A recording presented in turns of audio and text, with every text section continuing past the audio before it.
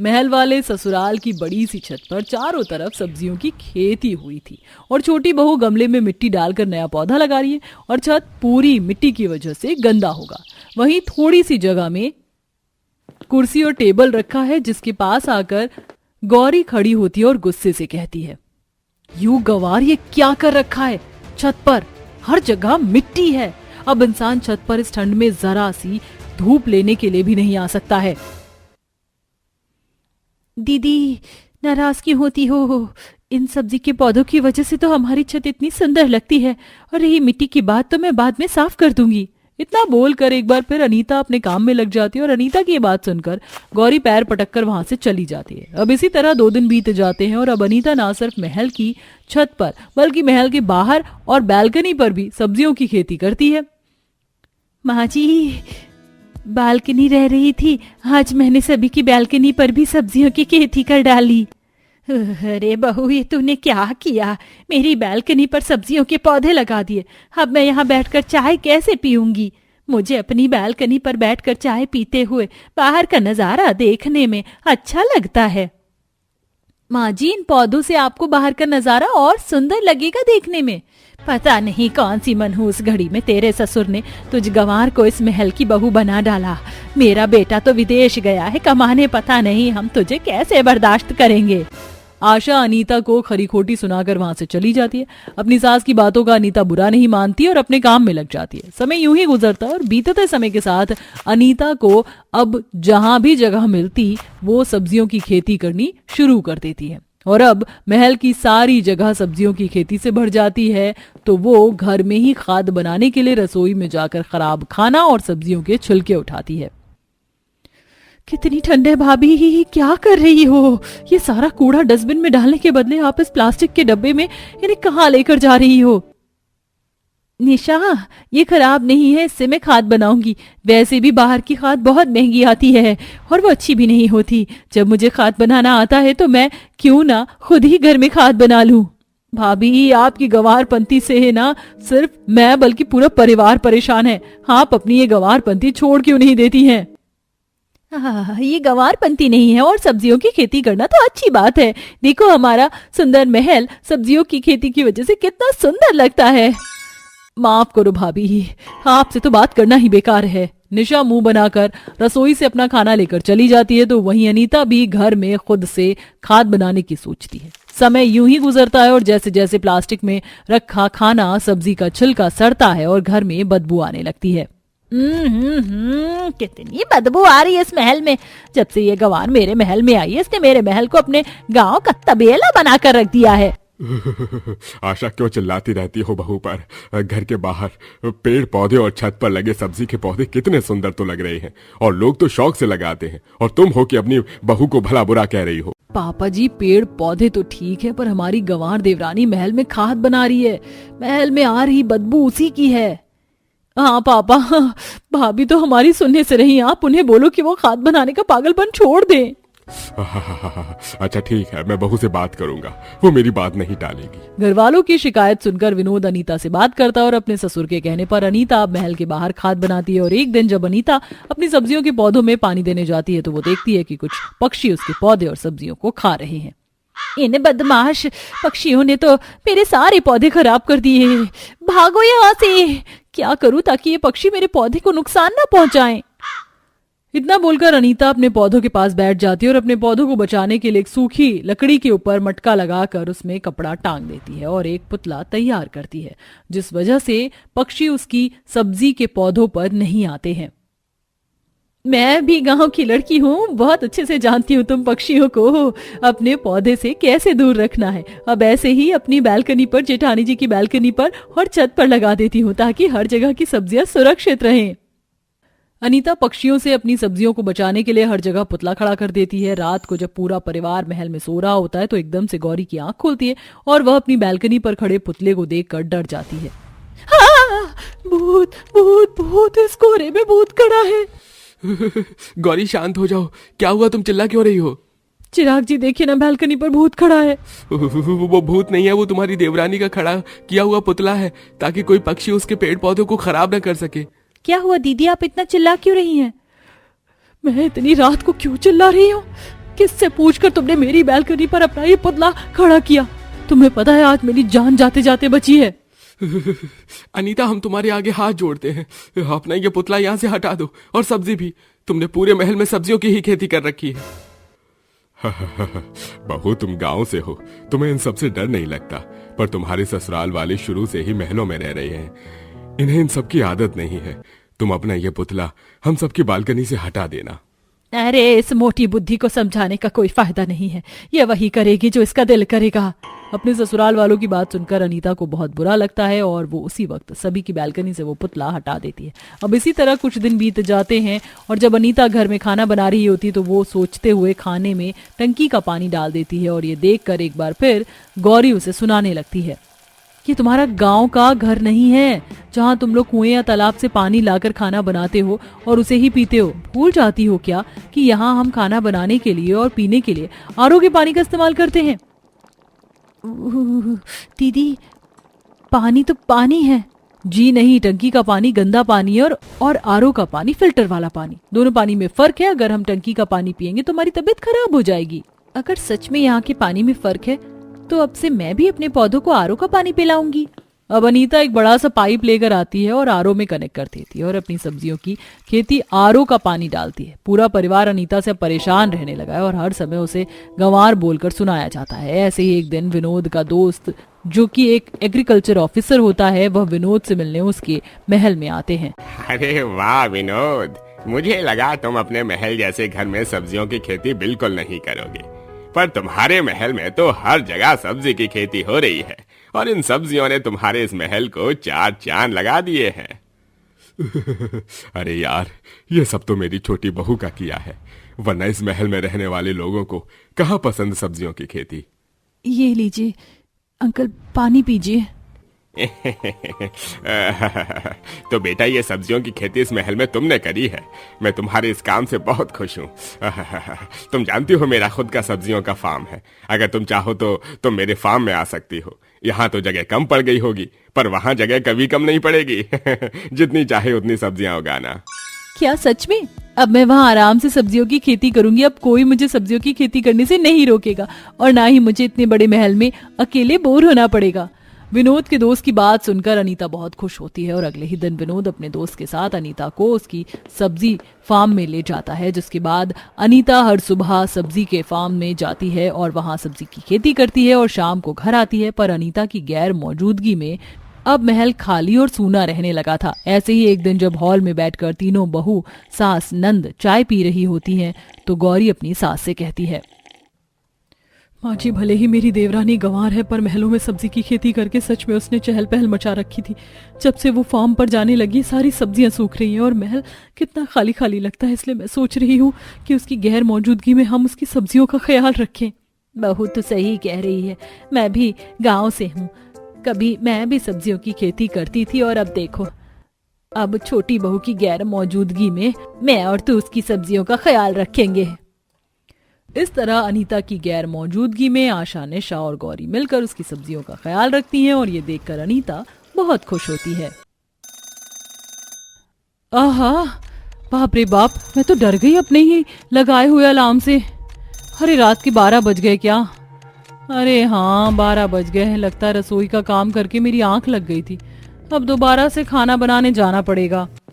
ये कहकर पूनम रसोई में खाना बनाने चली जाती है। तभी नंद और सास आकर कहती हैं, बहू, पूनम बहू, देख इस मैगजीन के अंदर ये वाला शाही खाना बना हुआ है। देख कितना अच्छा लग रहा है दिखने में। ऐसा कर, तू ये बना दे हमारे लिए, बहुत खाने का मन कर रहा है। हाँ भाभी, देखो ना, ये जो दूसरी पिक है ना, खाना दिखने में बहुत टेस्टी लग रहा है। आप ये भी बना देना, जल्दी बना दो, रात के 12 बज रहे हैं। ठीक है माँ जी, दीदी मैं बना दूंगी। कुछ और मेन्यू में बचा है तो बता दीजिए, मैं वो भी बना दूंगी। बस आपको इसके लिए 1-1:30 बजे तक इंतजार करना पड़ेगा। नहीं नहीं बहू, इंतजार और नहीं होगा, तो यही 2-3 चीज बना कर लिया। जी माँ जी। ये लोग खाने का ऑर्डर देकर चले जाते हैं, जहां बहू बासी के साथ ससुराल वालों के लिए 12 बजे शाही खाना बना रही होती है। पता नहीं कौन सा वो मनहूस दिन था जब ये लोग उस पार्टी में चले गए और वहां से इनको शाही खाना खाने का चस्का चढ़ गया। ऐसा शाही खाने का बुखार चढ़ाए कि उतरने का नाम ही नहीं ले रहा और मुझे यहाँ फंसा दिया। कितना सही था ना, उस दिन मस्त डिनर कर रहे थे हम घर में। वाह भाभी, ऐसे जोक आप मारती रहा करो। और पता है वो पिंक की दुकान पर जाकर क्या बोल रही थी, भैया मुझे डिस्ट्रॉय हस्बैंड दे दो, डिस्ट्रॉय हस्बैंड। और आपको पता दुकान वाले को उसकी भाषा समझ नहीं आई। तब जाकर मैंने बोला कि भैया वो नाशपाती मांग रही है, उसे नाशपाती दे दो। ये सुनते ही फल वाला तो बेहोश ही हो जाता। अरे कैसे कैसे लोग होते हैं ना, इतनी इंग्लिश झाड़ते हैं कि इंग्लिश हिंदी की ऐसी तैसी कर देते हैं। हाँ पापा जी, ये तो आपने बिल्कुल ठीक कहा। चलिए चलिए अब खाना खा लीजिए, बहुत बातें हो गई, कहीं हंसते हंसते ही पेट ना भर जाए। हाँ पापा। ये कहकर सब खाना खा ही रहे होते हैं कि एक बहुत बड़ी अमीर फैमिली से अशोक का दोस्त अपने बेटी की शादी का कार्ड देकर चला जाता है। कार्ड को देखते ही रश्मि की आंखें फटी की फटी रह जाती हैं। उई माँ, पापा, भैया, आपको पता है ये पार्टी कहाँ है? वैसे ये इतने अमीर हैं, इनको शादी तो यहीं रखनी थी, बहुत बड़े महंगे बैंक्वेट में ये लोग अपने बेटे की शादी कर रहे हैं, और वहाँ का खाना तो और भी ज्यादा महंगा और एक्सपेंसिव होगा। है सच में? इस बैंक्वेट में तो 5,000 की पर प्लेट है। अच्छा है, अब महंगा महंगा खाना खाने को मिल जाएगा हमें।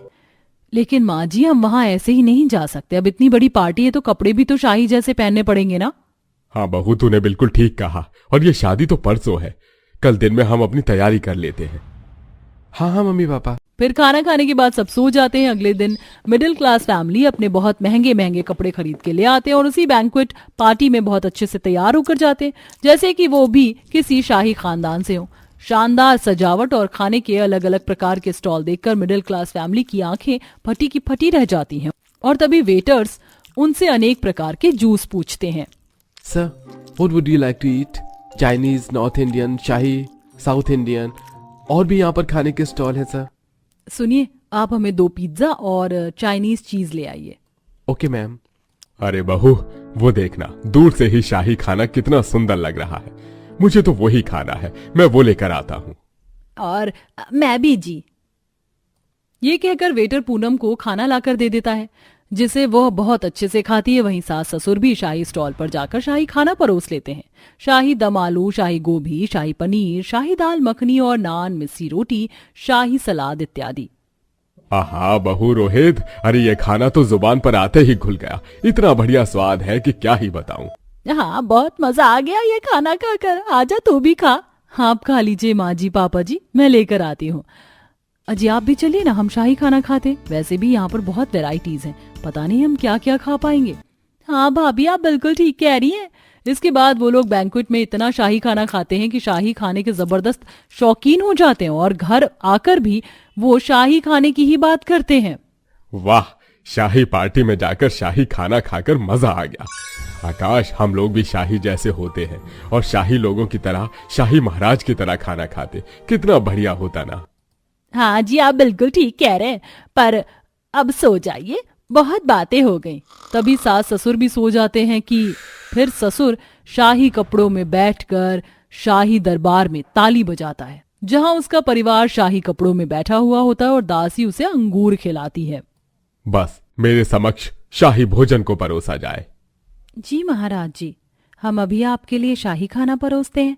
अरे भोजन में शाही टुकड़ा, शाही जलेबी, रबड़ी और शाही पनीर, मटर पनीर नहीं है, वो भी तो लाओ। सुना नहीं तुमने पिताश्री क्या कह रहे हैं? जल्दी आओ, रात्रि के 12 बज चुके हैं।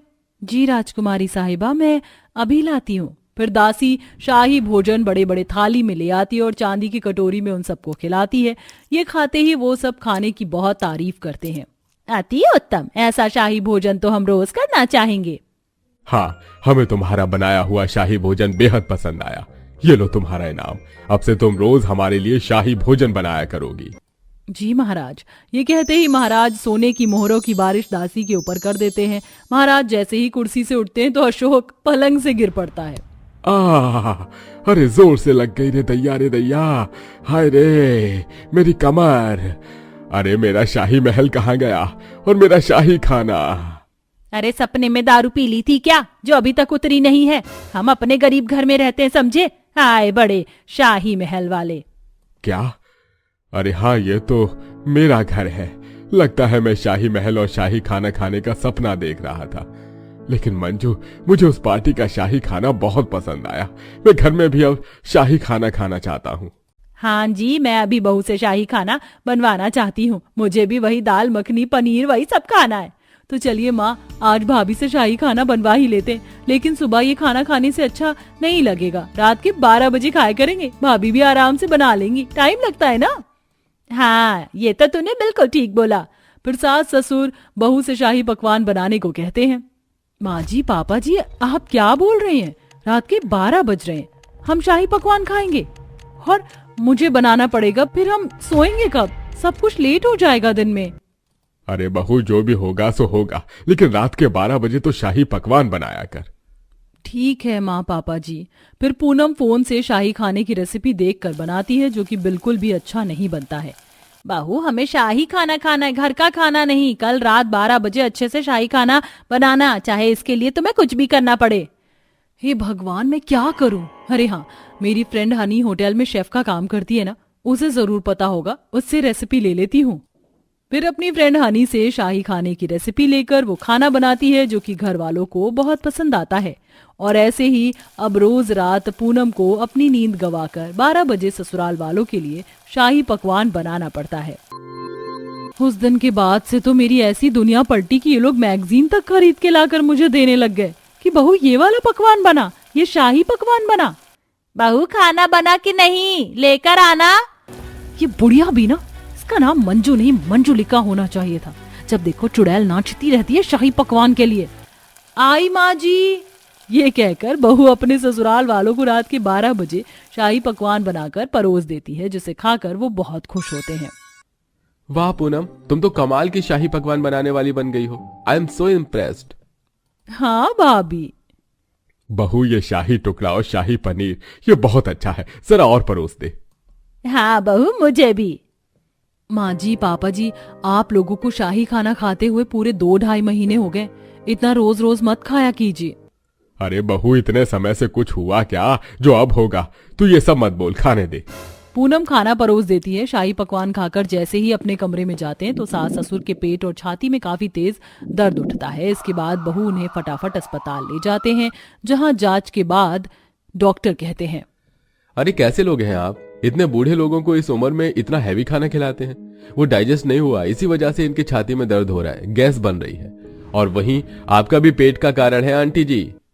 डॉक्टर साहब, आप हमें नहीं, इन्हीं को ही डांटिए। इन्हें ही रात के 12 बजे बहू से शाही पकवान खाने का बुखार चढ़ा है, और जब से ये शाही पकवान खा रहे हैं डेली रात में हल्का खाना खाना चाहिए। मैंने तो समझाया था, पर ये माने ही नहीं। अरे अंकल आंटी जी, वैसे भी आपका एक पैर कब्र में लटक रहा है, क्यों भगवान के दर्शन जल्दी करना चाहती हैं? अभी नहीं माने तो इससे भी ज्यादा मुसीबत होगी। बेहतर होगा हरी सब्जी खाकर आराम करिए। अरे नहीं नहीं डॉक्टर साहब, अब हम ऐसा शाही तेल वाला खाना नहीं खाएंगे, हम नॉर्मल खाना खाएंगे। डॉक्टर के डांटने पर सास ससुर को अकल आ जाती है और वह सभी शाही पकवान खाना छोड़ देते हैं, जिससे पूनम को भी शाही खाना बनाने से आजादी मिलती है और वो सब नॉर्मल दाल रोटी हरी सब्जी खाकर खुशी खुशी रहने लगते हैं।